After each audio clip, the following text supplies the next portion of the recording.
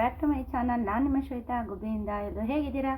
ಎಲ್ಲರೂ ಚೆನ್ನಾಗಿದ್ದೀರಾ ಅಂತ ಭಾವಿಸ್ತೀನಿ ಸ್ನೇಹಿತರೆ. ಇವತ್ತಿನ ಬ್ಲಾಗ್ ಬಂದು ಬುಧವಾರದ ಬ್ಲಾಗ್ ಆಗಿರುತ್ತೆ. ಬೆಳಗ್ಗೆಯಿಂದ ಏನೇನೆಲ್ಲ ಕೆಲಸ ಮಾಡಿದೆ, ಇವತ್ತು ಯಾವ ವರ್ಕೌಟ್ ಮಾಡಿದೆ ಎಲ್ಲನೂ ಕೂಡ ಶೇರ್ ಮಾಡ್ತಾ ಇದ್ದೀನಿ. ವಿಡಿಯೋನ ಎಲ್ಲೂ ಸ್ಕಿಪ್ ಮಾಡಿದೆ ನೋಡಿ.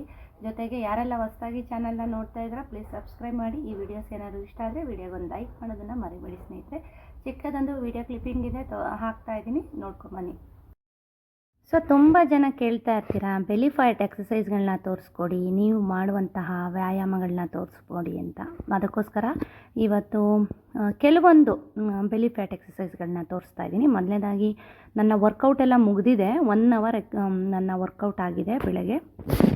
ಇವಾಗ ಏನು ಅಂದರೆ ನಿಮಗೆ ತೋರ್ಸೋಕ್ಕೋಸ್ಕರ ಮತ್ತೆ ಟ್ಯಾಬ್ನಲ್ಲಿ ನನ್ನ ಮ್ಯೂಸಿಕ್ನ ಆನ್ ಮಾಡಿಟ್ಟು ತೋರಿಸ್ತಾ ಇದ್ದೀನಿ. ಯಾವುದೇ ಎಕ್ಸಸೈಸ್ ಸ್ಟಾರ್ಟ್ ಮಾಡೋಕ್ಕಿಂತ ಮುಂಚೆ ಬಾಡಿಗೆ ವಾರ್ಮಪ್ನ ಕೊಡಬೇಕು. ಅಂದರೆ ನಿಮಗೆ ಬರುವಂತಹ ಸಣ್ಣ ಪುಟ್ಟ ಎಕ್ಸಸೈಸ್ಗಳನ್ನ ಸ್ಟಾರ್ಟಿಂಗು ನಮ್ಮ ಬಾಡಿನ ಎಕ್ಸಸೈಸ್ ಮಾಡೋಕ್ಕಿಂತ ಮುಂಚೆ ವಾರ್ಮಪ್ ಮಾಡ್ಕೋಬೇಕಾಗತ್ತೆ ಅಥವಾ ಸ್ಟ್ರೆಚಸ್ನ ಮಾಡ್ಕೋಬೇಕಾಗತ್ತೆ. ನಾನು ನಿಮ್ಗೆ ತೋರ್ಸೋಕ್ಕೋಸ್ಕರ, ಯಾಕೆಂದರೆ ನನ್ನ ವರ್ಕೌಟ್ ಇವತ್ತು ಮುಗಿದಿದೆ. ಸುಮಾರು ಜನ ಕಮೆಂಟ್ಸ್ ಮಾಡ್ತಾ ಇರ್ತೀರಾ, ಅದಕ್ಕೋಸ್ಕರ ಈ ಒಂದು ವಿಡಿಯೋನಲ್ಲಿ ಶೇರ್ ಮಾಡ್ತಾಯಿದ್ದೀನಿ. ಮುಂದಿನ ವೀಡಿಯೋಗಳಲ್ಲಿ ಖಂಡಿತ ಪ್ರತಿದಿನ ಸ್ವಲ್ಪನಾದರೂ ಎಕ್ಸಸೈಸ್ಗಳನ್ನ ತೋರಿಸ್ತೀನಿ ನಿಮಗೆ. ಯಾಕೆಂದರೆ ಸುಮಾರು ಕಮೆಂಟ್ಸು ಅದ್ರ ಬಗ್ಗೆನೇ ಇರುತ್ತೆ ನನಗೆ. ನೋಡಿ, ವಾರ್ಮಪ್ ಈ ಥರ ಎಲ್ಲ ಮೊದಲನೇದಾಗಿ ವಾರ್ಮಪ್ನ ಮಾಡಿಕೊಂಡು ನಂತರ ನಾವು ಎಕ್ಸಸೈಸ್ನ ಶುರು ಮಾಡಬೇಕಾಗತ್ತೆ.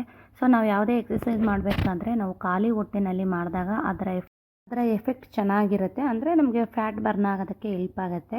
ಸೊ ಮೊದಲನೇ ದಿವಸ ನೀವು ಮಾಡಿಬಿಟ್ಟು 2 ದಿವಸ ಮಾಡಿಬಿಟ್ಟು ಸುಮ್ಮನಾಗಬಾರ್ದು. ಕಂಟಿನ್ಯೂಸ್ ಆಗಿ ಮಾಡ್ತಾ ಇರಬೇಕು. ಅದರ ಚೇಂಜಸ್ ಗೊತ್ತಾಗಬೇಕು ಅಂತ ಅಂದರೆ ತುಂಬ ದಿನಗಳೇ ಹಿಡಿಯುತ್ತೆ. ಯಾಕೆಂದರೆ ಯಾವುದೂ ಕೂಡ ಫ್ಯಾಟು ನಾವು ಒಂದೇ ದಿವಸಕ್ಕೆ ಅದನ್ನು ಕೂಡ ಹಾಕಿರೋ ಅಂಥ ಫ್ಯಾಟ್ ಅಲ್ಲ ಅಲ್ವಾ. ಹಾಗಾಗಿ ಇವಾಗ ನೋಡಿ, ಈ ಎಕ್ಸಸೈಸ್ನ ಏನು ತೋರಿಸ್ತಾ ಇದ್ದೀನಿ ನಿಮಗೆ. ಸ್ಟಾರ್ಟಿಂಗು ಸ್ವಲ್ಪ ಮೈಕೈ ನೋವು ಬರ್ಬೋದು, ಜ್ವರ ಬಂದಿರೋ ಥರ ಆಗ್ಬೋದು. ಸೊ ಹಂಗಂತ ಸ್ಕಿಪ್ ಮಾಡೋದಕ್ಕೆ ಹೋಗಬೇಡಿ. ಪ್ರತಿನಿತ್ಯ ಪ್ರಾಕ್ಟೀಸ್ ಮಾಡಿದಾಗ ನೋವು ಕಡಿಮೆ ಆಗುತ್ತೆ ನಿಮಗೆ. ಈ ಥರ ಎಕ್ಸಸೈಸ್ನ ಮಾಡೋದ್ರಿಂದ ಬೆಲಿ ಫ್ಯಾಟ್ ಕಡಿಮೆ ಆಗುತ್ತೆ. ಇದನ್ನು ನಾನು 1 ಸಿಟ್ಟಿಂಗ್ಗೆ ನೀವು 25 ಈ ಥರ ನೀವು ಒಂದು ಗ್ಯಾಪ್ನ ತೊಗೊಂಡು 2 ಸಿಟ್ಟಿಂಗಲ್ಲಿ ನೀವು ಮಾಡ್ಕೊಳ್ಳಿ. ಜೊತೆಗೆ ಈ ರೀತಿಯಾದಂಥ ಎಕ್ಸಸೈಸ್ ಕೂಡ ನೀವು ಮಾಡ್ಕೊಳ್ಳಿ. ಏಕೆಂದರೆ ನಮ್ಮ ಸೊಂಟ ಭಾಗ, ಹೊಟ್ಟೆ ಭಾಗ ಅಥವಾ ಲೇಯರ್ ಬೆಲಿ ಫ್ಯಾಟ್ ಏನಿರುತ್ತೆ ಅಂದರೆ ನಮ್ಮ ಕಿಬ್ಬೊಟ್ಟೆ ಭಾಗ, ಸುಮಾರಷ್ಟು ಜನಕ್ಕೆ ಕಿಬ್ಬೊಟ್ಟೆ ಅಂದರೆ ಕೆಳಗೆ ಹೊಟ್ಟೆ ಅಂತ ಇರುತ್ತೆ ನೋಡಿ, ಆ ಹೊಟ್ಟೆ ಜಾಸ್ತಿ ಇರುತ್ತೆ.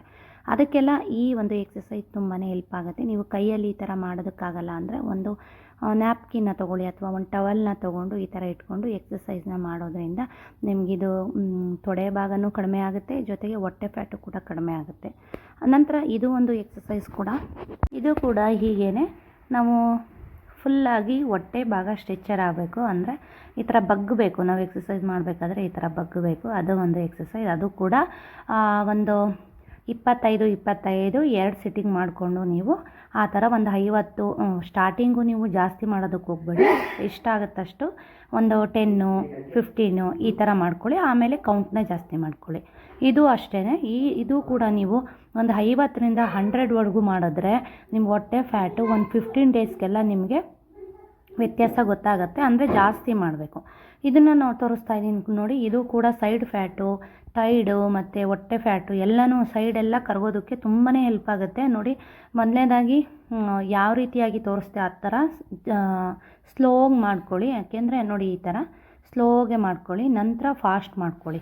ಇದು ಇಲ್ಲ ಅಂದರೆ ಇದು ಏನೇನು ಎಕ್ಸಸೈಸ್ ತೋರಿಸ್ತೀನಿ ಎಲ್ಲವೂ ಕೂಡ ಒಂದು 20-25 ಕೌಂಟ್ ಮಾಡ್ಕೊಳ್ತಾ ಹೋದರೆ ನಿಮಗೆ ಬೆಲಿ ಫ್ಯಾಟ್ ಅನ್ನೋದು ಕಡಿಮೆ ಆಗುತ್ತೆ. ಜೊತೆಗೆ ಇದಷ್ಟೇ ಅಲ್ಲ ಎಕ್ಸಸೈಸ್ಗಳು, ಇನ್ನೂ ಒಂದಷ್ಟು ಎಕ್ಸಸೈಸ್ಗಳನ್ನ ನಾನು ಮುಂದೆ ಬ್ಲಾಗ್ನಲ್ಲಿ ತೋರಿಸ್ತೀನಿ. ಸೊ ಇದು ಟಮ್ಮಿ ಟ್ವಿಸ್ಟರ್ ಅಂತ. ಇದು ನಿಮಗೆ ಅಮೆಝಾನಲ್ಲಿ, ಫ್ಲಿಪ್ಕಾರ್ಟಲ್ಲಿ ಮತ್ತು ಮೀಶೋನಲ್ಲಿ ಎಲ್ಲನೂ ಸಿಗುತ್ತೆ. ಸೊ ಸುಜಿತ್ತು ಮೊದಲನೇದಾಗಿ ಹೇಗೆ ಮಾಡೋದು ಅಂತ ತೋರಿಸ್ಕೊಡ್ತಾನೆ, ಆಮೇಲೆ ನಾನು ತೋರಿಸ್ತೀನಿ ಸ್ನೇಹಿತರೆ. Good morning. ಎಕ್ಸಸೈಸ್ ತೋರಿಸ್ತೀರಾ? ತೋರಿಸಿ. ಸ್ಟಾರ್ಟ್ ಮಾಡಿ. 1 2 3 ಗೋ. ನಿಧಾನಕ್ಕೆ. ನೋಡ್ತಾ ಇದ್ದೀರಾ, ನಮ್ಮ ಸುಜಿತ್ತು ತೋರಿಸ್ತಾ ಇದ್ದಾನೆ ಎಕ್ಸಸೈಸ್ ಹೇಗೆ ಮಾಡೋದು ಅಂತ, ಟಮ್ಮಿ ಫ್ಯಾಟ್ನ ಹೇಗೆ ಕರಗಿಸೋದು ಅಂತ ನಮ್ಮ ಸುಜಮ್ಮ ನಿಮಗೆ ವರ್ಕೌಟ್ ಮಾಡಿ ತೋರಿಸ್ತಿದ್ದಾನೆ. ಆಯ್ತಮ್ಮ? ನಡಿ, ಸಾಕು, ಮಮ್ಮಿ ಬಿಡು ಬಿಡಿ.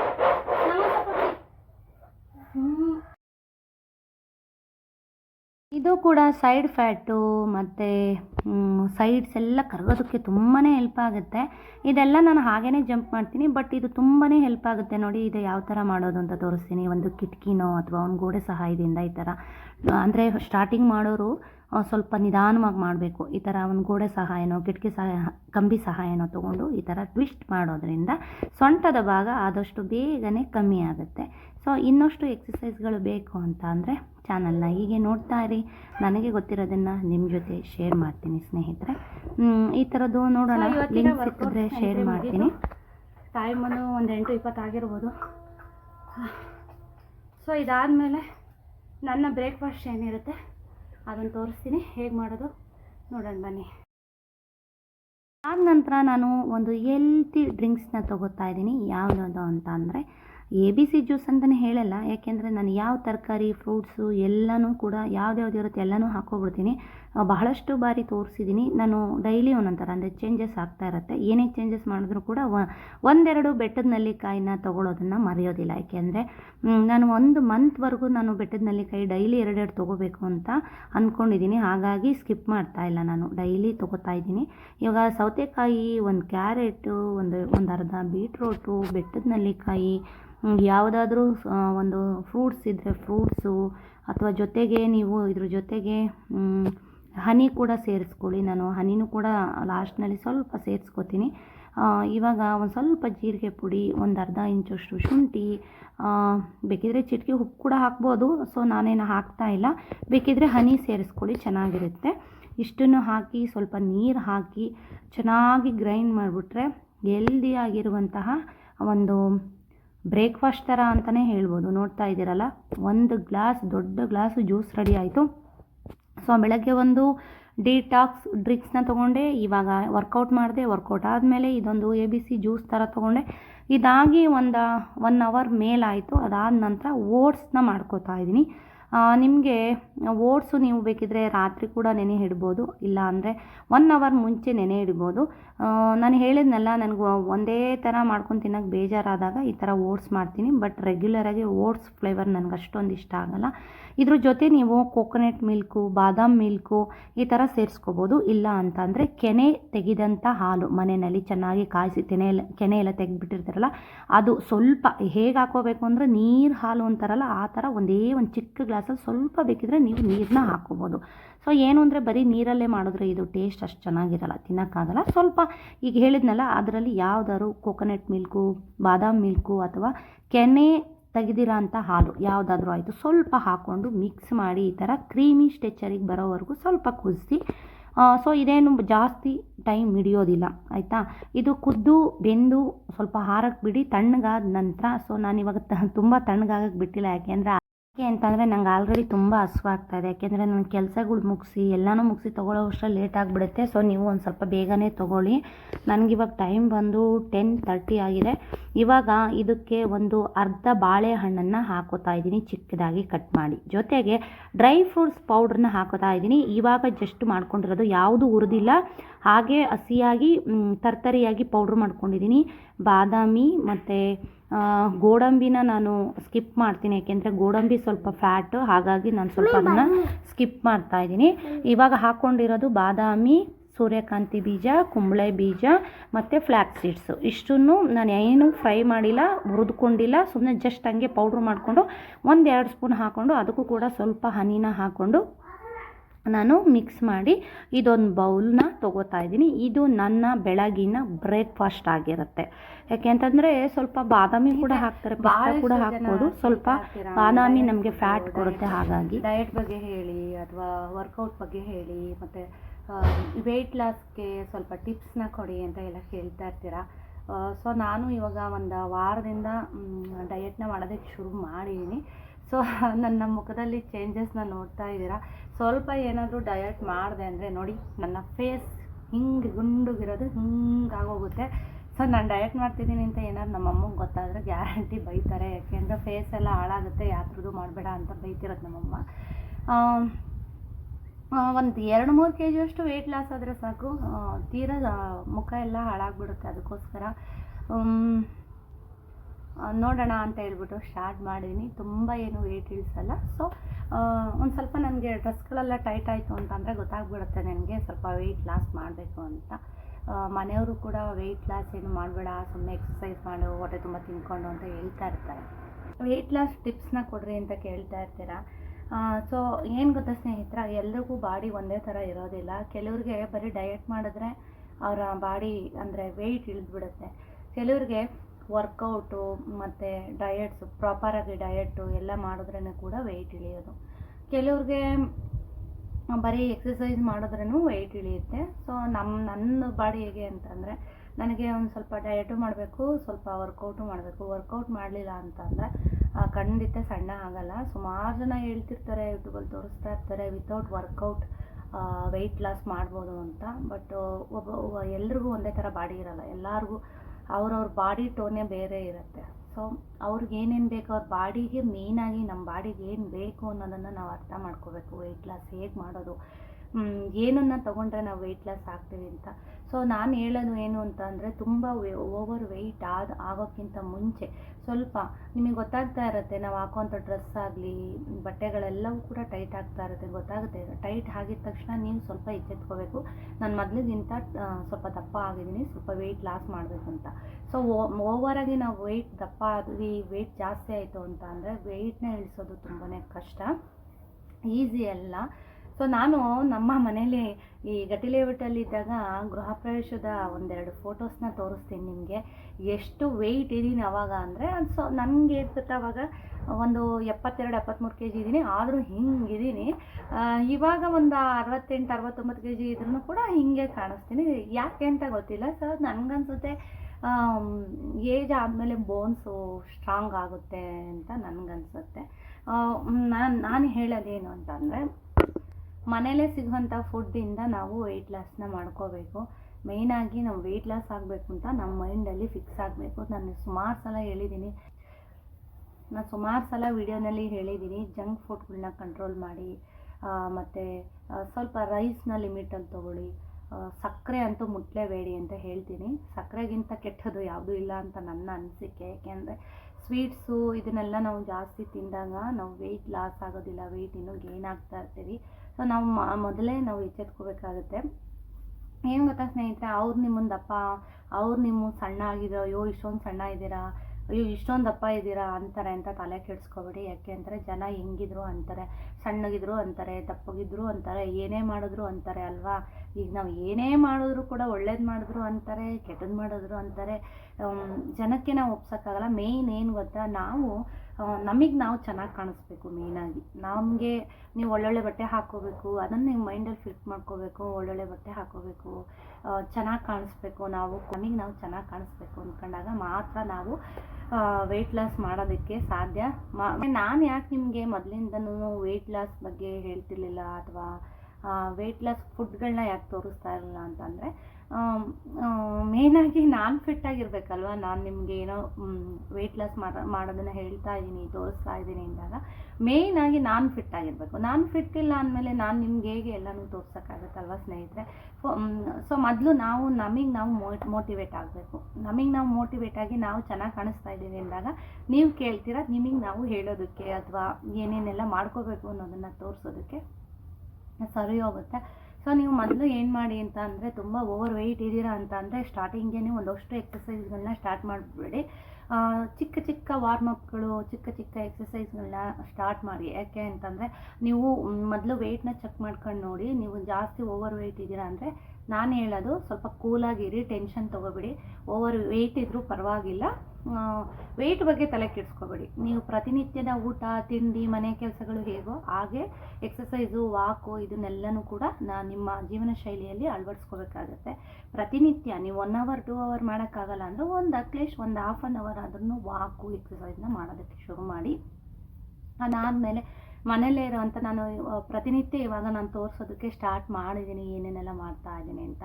ಮುಂದೆನೂ ನಾನು ನಿಮಗೆ ತೋರಿಸ್ತೀನಿ. ನೀವು ರೆಗ್ಯುಲರ್ ವಾಕ್ ಮಾಡೋದಕ್ಕಿಂತ ಮನೆಯಲ್ಲಿ ಸ್ಟೆಪ್ಸ್ ಏನಾದರೂ ಇದ್ದರೆ ನಿಮ್ಮ ಟೈಮ್ ಸಿಕ್ಕಿದಾಗೆಲ್ಲ ಒಂದು 10 ಸಾರಿ 12 ಸಾರಿ 15 ಸಾರಿ ಹತ್ತಿ ಇಳಿತಾ ಇರಿ.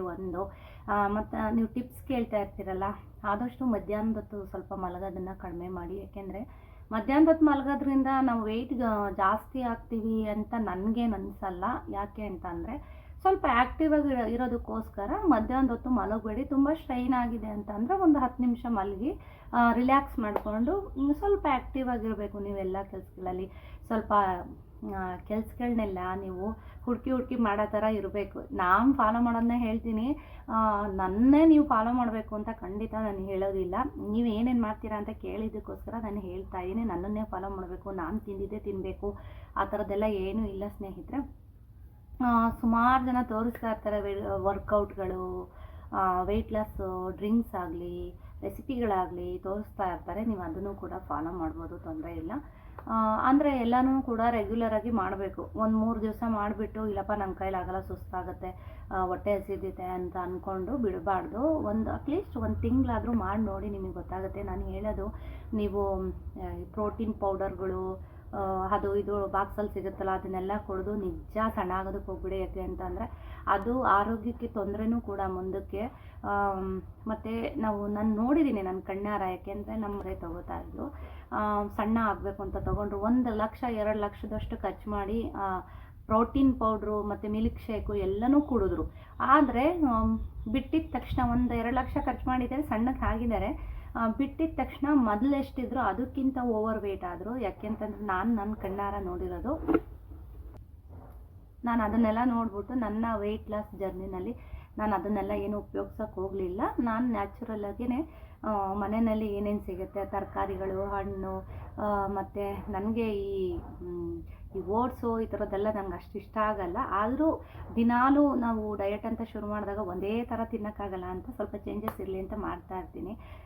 ನಾನು ಜಾಸ್ತಿ ರಾಗಿ ಗಂಜಿ ಈ ಥರದ್ದೆಲ್ಲ ತೊಗೋತೀನಿ. ಸೊ ಗಂಜಿದು ಮಾಲ್ಟ್ ಪೌಡ್ರ್ ಕೂಡ ಪ್ರಿಪೇರ್ ಮಾಡ್ಕೋಬೇಕು. ಟೈಮ್ ಸಿಕ್ಕಿಲ್ಲ. ಮಾಲ್ಟ್ ಪೌಡ್ರನ್ನ ತೊಗೊಂಡ್ರೆ ನಮಗೆ ವೆಯ್ಟ್ ಲಾಸು ಆಗುತ್ತೆ, ಹೇರ್ ಫಾಲು ಮತ್ತು ಸ್ಕಿನ್ನೆಲ್ಲ ಡಲ್ ಆಗ್ತಿರುತ್ತಲ್ಲ ಅದು ಎಲ್ಲನೂ ತಪ್ಪಿಸ್ಬೋದು. BP ಶುಗರು ಎಲ್ಲನೂ ಕಂಟ್ರೋಲ್ ಆಗುತ್ತೆ ನಾವು ಏನು ರಾಗಿ ಮಾಲ್ಟನ್ನ ಕುಡಿಯೋದ್ರಿಂದ. ಅದಕ್ಕೆ ಕೆಲವೊಂದು ಇಂಗ್ರೀಡಿಯೆಂಟ್ಸ್ಗಳನ್ನ ಹಾಕಿ ಪ್ರಿಪೇರ್ ಮಾಡ್ಕೋಬೇಕು. ನಾನು ಕೂಡ ರಾಗಿನ ತರಿಸ್ಬೇಕು. ಮಾಡಬೇಕಾದ್ರೆ ಖಂಡಿತ ನಿಮಗೆ ಗಂಜಿ ಪೌಡರ್ನ ಹೇಗೆ ಮಾಡೋದು ಅಂತ ತೋರಿಸ್ತೀನಿ. ಮನೆ ಮಟ್ಟಕ್ಕೆ ಅಷ್ಟೇ ನಾನು ಮಾಡ್ಕೊಳ್ಳೋದು, ನನಗೆ ಹೇಗೆ ಬರುತ್ತೋ ಹಾಗೆ ಮಾಡ್ಕೋತೀನಿ. ಸೊ ಇವತ್ತು ಬೆಳಗ್ಗೆಯಿಂದ ಏನೇನೆಲ್ಲ ಮಾಡಿದೆ ಅಂತ ವೀಡಿಯೋನಲ್ಲಿ ತೋರಿಸ್ತಾ ಇದ್ದೀನಿ, ನೋಡ್ಕೊಂಬನ್ನಿ. ಹೆಣ್ಮಕ್ಳಿಗೆ ಡೆಲಿವರಿ ಆದ ನಂತರನೇ ನಾವು ಫ್ಯಾಟ್ ಆಗೋದಕ್ಕೆ ಸ್ಟಾರ್ಟ್ ಆಗೋದು.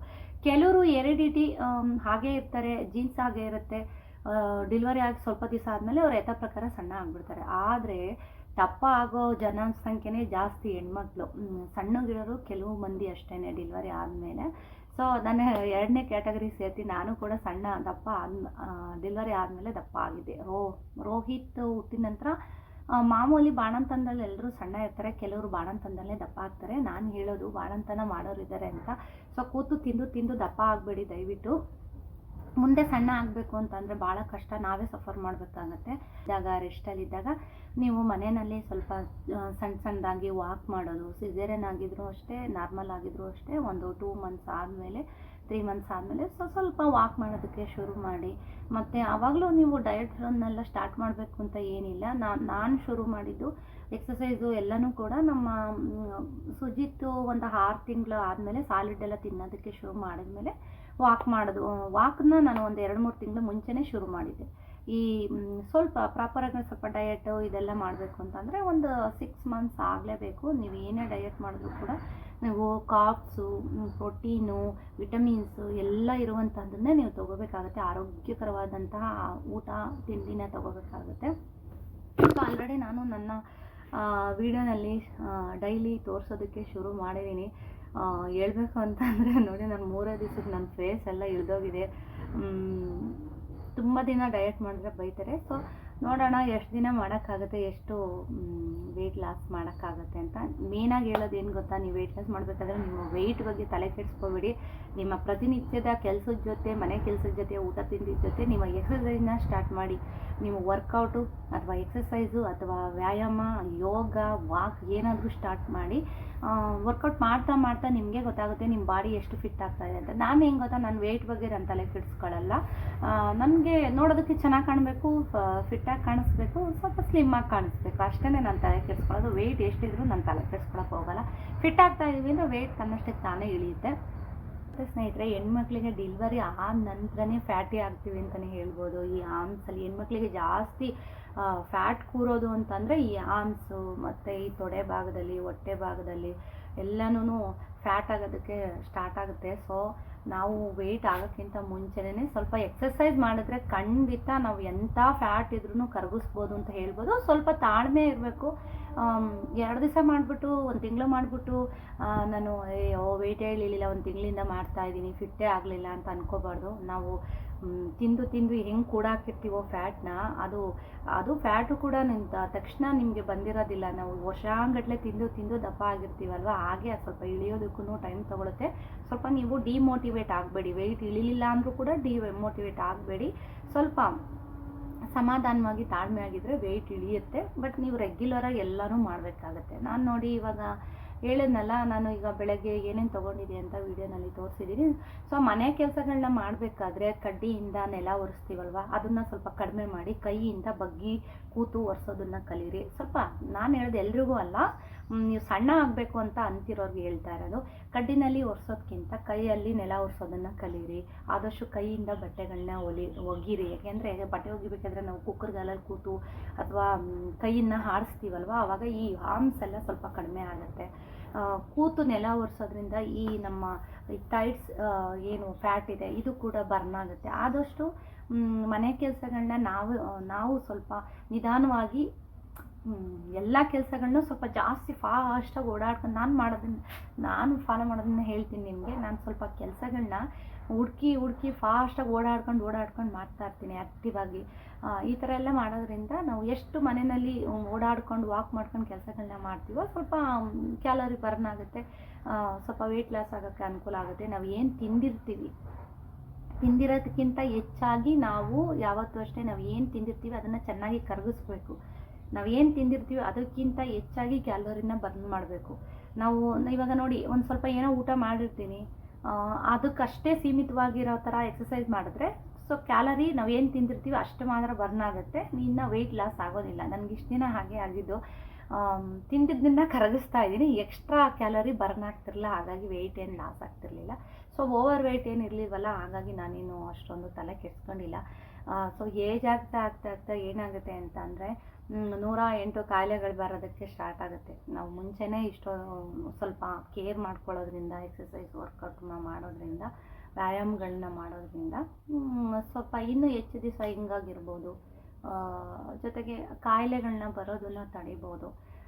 ಇದು ನನ್ನ ಟಿಪ್ಸ್. ಇನ್ನೂ ವಿಡಿಯೋಗಳನ್ನ ನೋಡ್ತಾ ಇರಿ, ಸ್ಕಿಪ್ ಮಾಡ್ದಿರೋ ಥರ ಹೇಳ್ತೀನಿ. ಸ್ಟೆಪ್ ಹೇಗೆ ತಿಳಿಯೋದು ಅಂತ ನೆಕ್ಸ್ಟ್ ವಿಡಿಯೋಗಳಲ್ಲಿ ನಿಮಗೆ ತೋರಿಸ್ಕೊಡ್ತೀನಿ.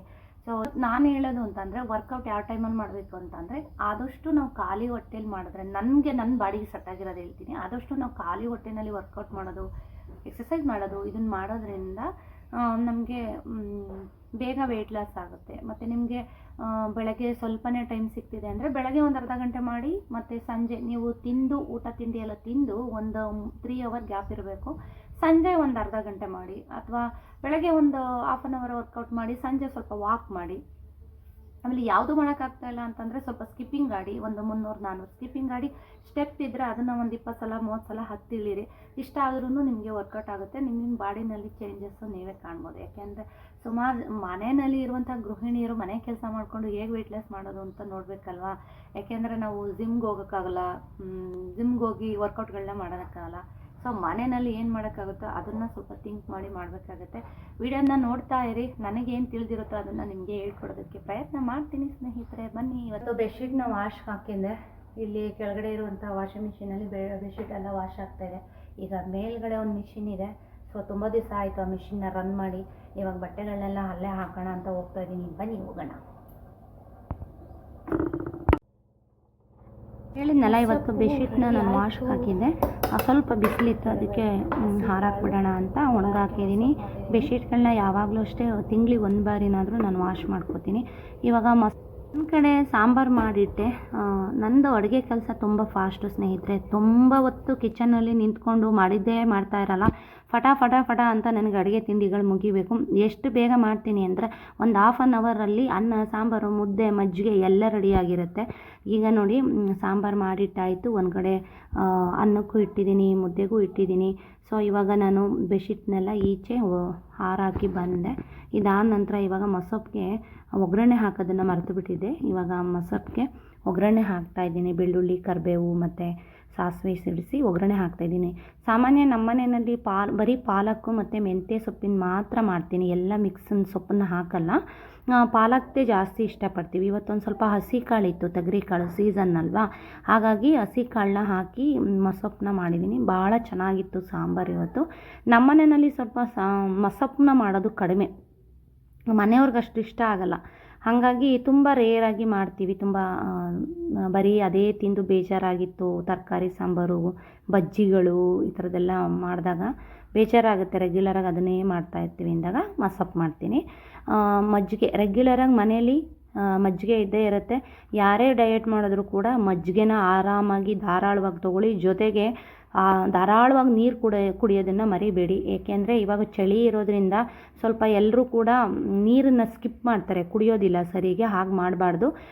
ಡಯಟ್ ಇರೋರಾಗಲಿ ಇಲ್ಲದೇ ಇರೋರಾಗಲಿ ನೀರನ್ನ ಧಾರಾಳವಾಗಿ ಕುಡಿಯೋದ್ರಿಂದ ನಮ್ಮ ಸ್ಕಿನ್ ಕೂಡ ಚೆನ್ನಾಗಿರುತ್ತೆ, ನಮ್ಮ ದೇಹ ಕೂಡ ಆರೋಗ್ಯವಾಗಿರುತ್ತೆ ಅಂತ ಹೇಳ್ಬೋದು. ಅಡುಗೆ ಮಾಡ್ಕೊತ ರಾಗಿ ಹಿಟ್ಟನ್ನ ಹಾಕ್ಸ್ಕೊಂಡ್ಬಂದಿದ್ರು, ಅದನ್ನು ಕೂಡ ಜಲ್ಸಿ ಇಟ್ಕೊತಾ ಇದ್ದೀನಿ. ಇವಾಗ ರಾಗಿ ಹಿಟ್ಟನ್ನ ಜಲ್ಸಿ ಇಟ್ಬಿಡ್ಬೇಕೀಗ.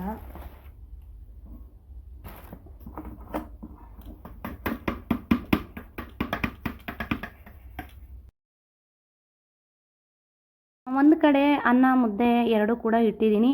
ಬೇಗನೆ ಆಗೋಗುತ್ತೆ.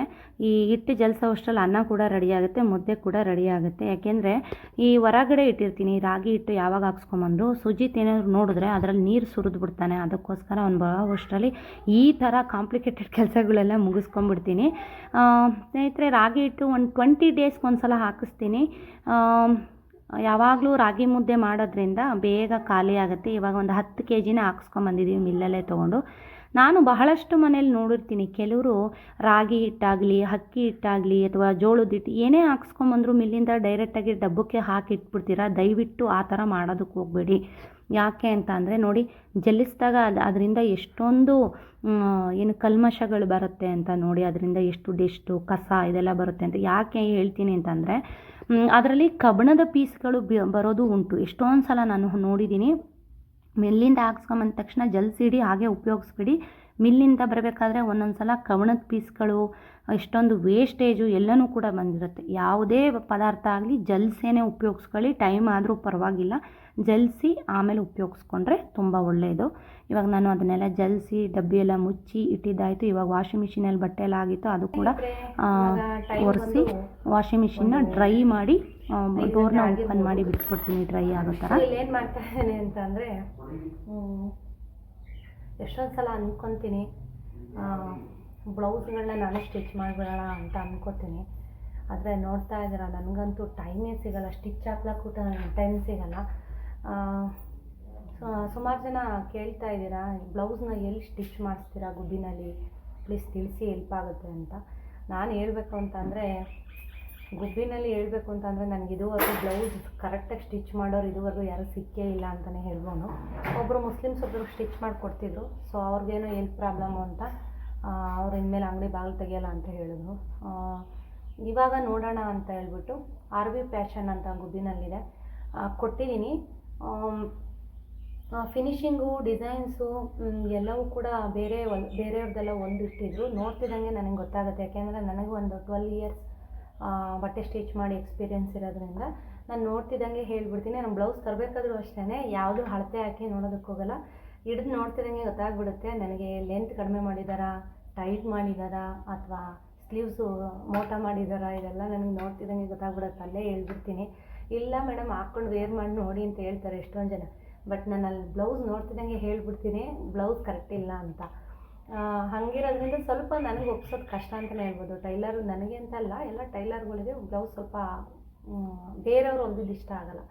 ಆದರೆ ಏನು ಗೊತ್ತಾ, ನಾನು ಹೇಳೋದು ಫಿಟ್ಟಿಂಗ್ಸ್ ಚೆನ್ನಾಗಿರಬೇಕು. ನಾನೇನು ನೋಡ್ತಾ ಇರ್ತೀರ, ನಾನೇನು ಎರಾಬಿರಿ ಡಿಸೈನ್ಸು ಅದು ಇದು ಏನು ಹಾಕಲ್ಲ.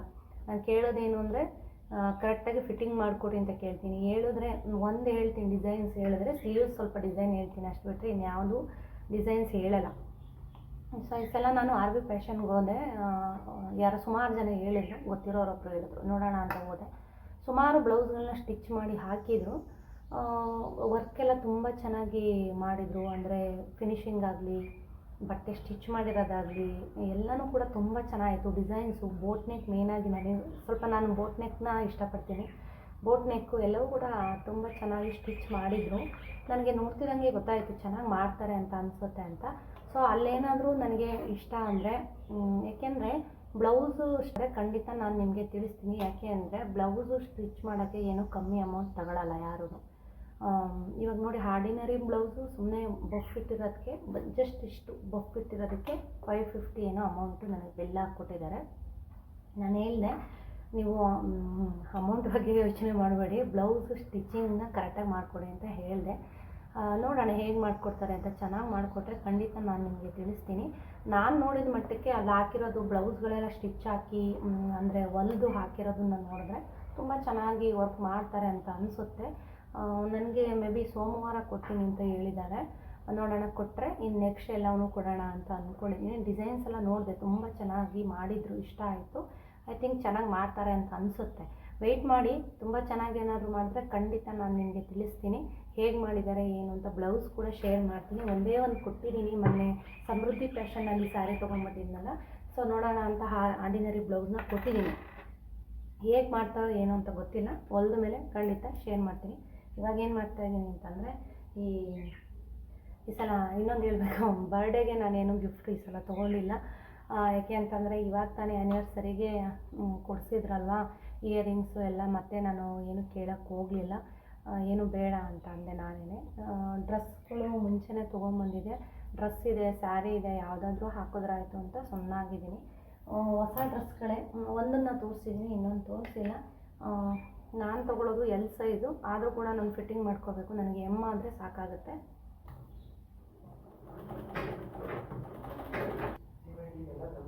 ಆರ್ಗೆನ್ಸ ಸ್ಯಾರಿದು ಒಂದು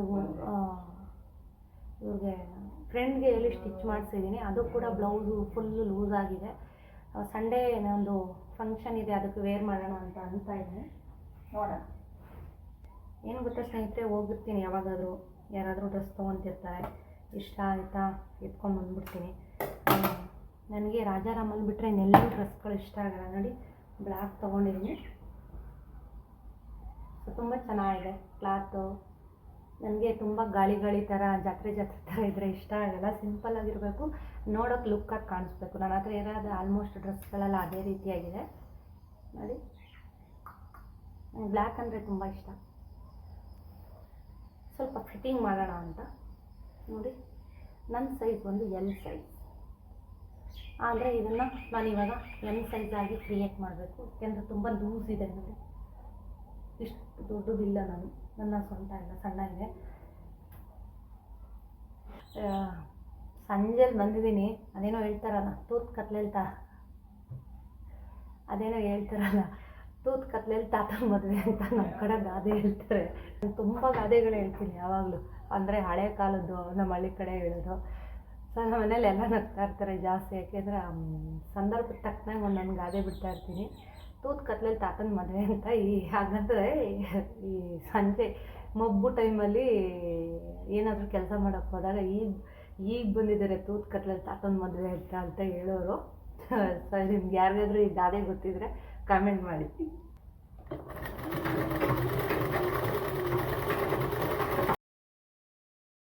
ಡ್ರೆಸ್ಸು ಬ್ಲೌಸು ಎಲ್ಲ ಫಿಟ್ ಮಾಡ್ಕೊಂಡಿದ್ದಾಯಿತು. ಬ್ಲೌಸ್ ಯಾಕೋ ಮೊದಲಕ್ಕಿಂತ ತುಂಬಾ ಲೂಸ್ ಆಗ್ತಿದೆ. ಮೋಸ್ಟ್ಲಿ ಸಣ್ಣ ಆಗಿದ್ದೀನೇನೋ ಅಂತ ಅನ್ನಿಸ್ತಾ ಇದೆ. ಯಾಕೆ ಬ್ಲೌಸ್ ಸಿಕ್ಕಾಬಟ್ಟೆ ಲೂಸು, ಫಸ್ಟ್ ಮೆಜರ್ಮೆಂಟ್ಗಿಂತ ಸ್ವಲ್ಪ ಒಂದು ಸುತ್ತು ಲೂಸ್ ಆಗ್ತಾ ಇದೆ.